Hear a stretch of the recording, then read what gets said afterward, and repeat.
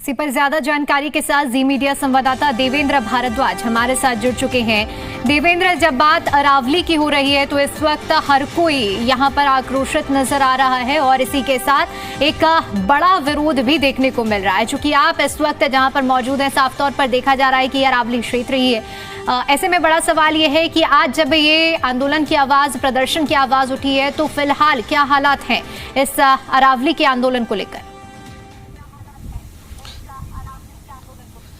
देखिए, बिल्कुल मैं इस वक्त उसी अरावली के ऊपर मौजूद हूं जो सदियों पुरानी अरावली है और यूं कहें कि लगातार जिस तरह से विरोध प्रदर्शन एक के बाद एक नज़र आ रहा है, लोग धरातल पर उतरकर इस बात का प्रदर्शन कर रहे हैं, अपना विरोध जता रहे हैं कि किस तरह से अरावली के ऊपर जो फैसला आया वो किस तरह से अरावली को ख़त्म करने वाला होगा। ये तमाम पहलू हैं जो पर्यावरणविद लगातार ये आरोप लगा रहे हैं। आज कांग्रेस की तरफ से भी यहाँ प्रदर्शन किया गया और आप देखेंगे कि मेरे पीछे जो हरियाली है, कहीं ना कहीं अब पर्यावरणविद जो हैं उनको ये खतरा सताने लगा है कि हरियाली और ये वादियां यहाँ से खत्म हो जाएंगी। इस वक्त मेरे साथ मौजूद हैं रामावतार यादव, जिन्होंने लड़ाई लड़ी अरावली की, कई सौ एकड़ ज़मीन को बचाया, लगातार अरावली को यूं कहें कि यहाँ पर हरी भरी रहे, इसको लेकर आप काम करते रहे। किस तरह से इस फैसले को आप देखते हैं? फिलहाल ये फैसला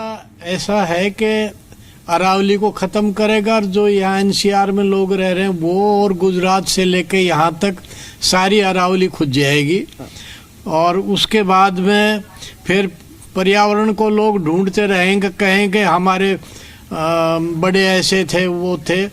तो मैं तो ये मानता हूँ कि अरावली को बचा के रखा जाए और इससे हमें आध्यात्मिक भी फ़ायदा मिलता है, इससे इकोनॉमी का भी फ़ायदा है और इससे पर्यावरण का भी फ़ायदा है। तो काफ़ी फ़ायदे हैं। रामावतार जी, विरोध तो लगातार हो रहा है, लेकिन इस वक्त हम अरावली में मौजूद हैं। जो लोग इस वक्त जी दिल्ली एनसीआर हरियाणा हमारा चैनल देख रहे हैं, उनको थोड़ा सा आप बताएं कि क्या क्या यहाँ चीज़ें हैं, कैसी वनस्पति है जिससे लोगों के लिए सीधा फ़ायदा है और क्या नुकसान होगा इस फैसले से? इसमें कुछ तो घास है जो जड़ी बूटी के रूप में है, कुछ पशु चारे के रूप में है और कुछ पेड़ ऐसे हैं जो पशु चारे के काम आते हैं, कुछ ऐसे हैं जो इमारती लकड़ी भी बन जाती है। और इसमें पक्षी हैं, जानवर हैं बहुत ज़्यादा तादाद में, तो वो सब ख़त्म हो जाएंगे। अब सुप्रीम कोर्ट ने जो पीछे फैसला दिया था उससे अरावली का खनन बंद हुआ, तो उसके बाद में अरावली बड़े अच्छे ढंग से निखर के आ रही थी। तो अब ये नुकसान और हो जाएगा। अब तितली भी पैदा हो रही है, यहाँ मधुमक्खी भी पैदा है, लेपर्ड भी आ गए हैं, गीदड़ भी काफ़ी तादाद में है, स्नेक भी है, गोहरा भी है और आपके शेह भी है, शेली जिसको हमारे यहाँ लोकल भाषा में बोलते हैं। वो सब ख़त्म हो जाएगा जो पर्यावरण के लिए बहुत ज़रूरी है। या यूं कहें कि आप देखेंगे पीछे जो यहाँ माइनिंग होती थी, हमें यहाँ से जो पहाड़ी नज़र आ रही है, आपने इस माइनिंग को रुकाने के लिए भी लगातार प्रयास करते रहे क्योंकि अवैध रूप से जब माइनिंग होती थी। तो अब यूं कह सकते हैं कि न केवल इंसानों के लिए बल्कि यूं कहें कि जीव जंतु भी यह महत्वपूर्ण एक उनकी यूं ये पूरा का पूरा जो है यहाँ जो जीव जंतु रह रहे हैं ये उनकी एक दुनिया है और ये दुनिया इस फैसले के बाद क्या उजड़ सकती है?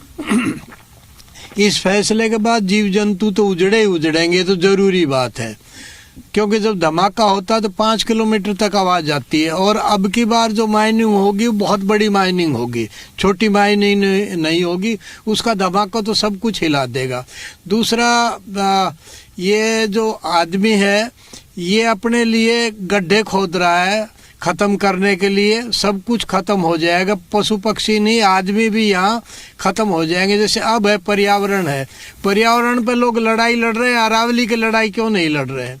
सरकार में अपने जो भूपेंद्र जी हैं वो बहुत अच्छे आदमी थे, पता नहीं ये फैसला कैसे हो। ये पर्यावरण केंद्रीय पर्यावरण मंत्री हैं भूपेंद्र यादव, वो आपके पड़ोस के भी हैं। तो क्या लगता है, उनका ये कहना है कि इससे किसी भी तरह की कोई भी क्षति नहीं होगी, किसी भी तरह की कोई दिक्कतें, यहाँ कोई माइनिंग नहीं होगी, बल्कि ये कानूनी इस तौर पर सख्त किया जा रहा है कि माइनिंग को पूरी तरह से रोका जा सके।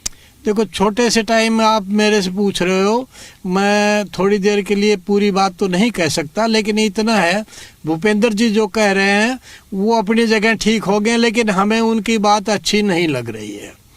सब कुछ खत्म होगा, वो कह रहे हैं कुछ नुकसान नहीं होगा।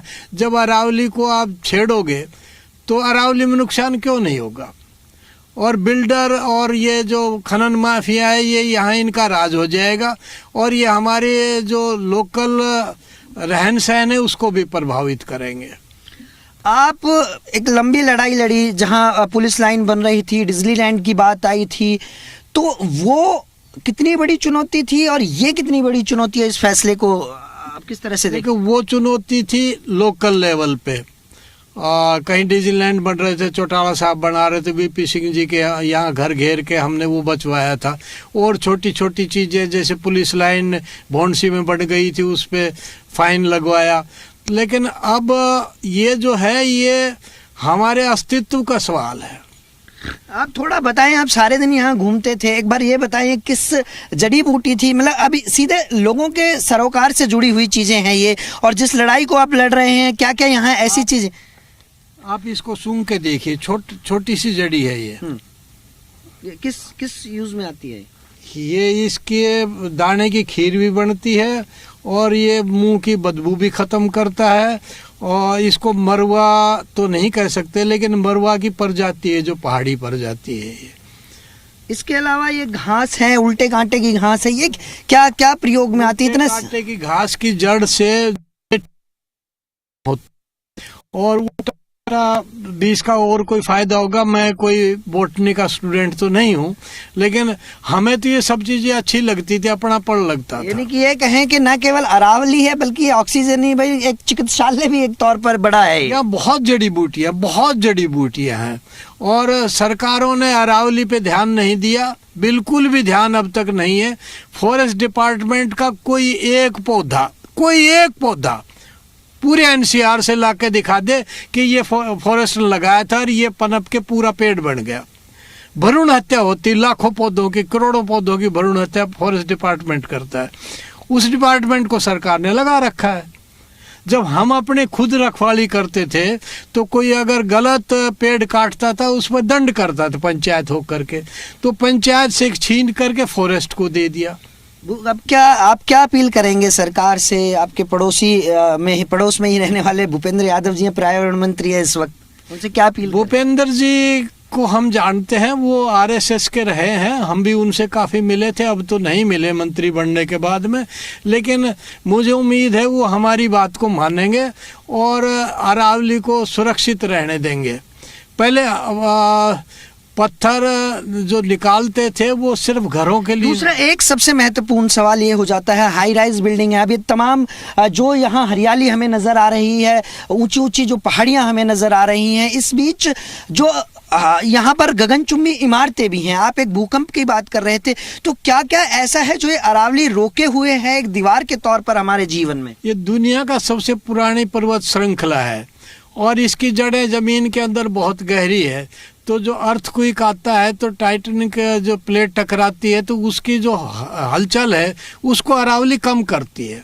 और इन जो पढ़े लिखे लोग हैं, जो बिजनेसमैन हैं, जो उनको इस बात से कोई लेना देना नहीं, अरावली बचे ना बचे, बिल्डर अरावली में बनाए ना बनाए, अर्थक्वेक आएगा जब कभी तो नुकसान बहुत ज़्यादा होगा।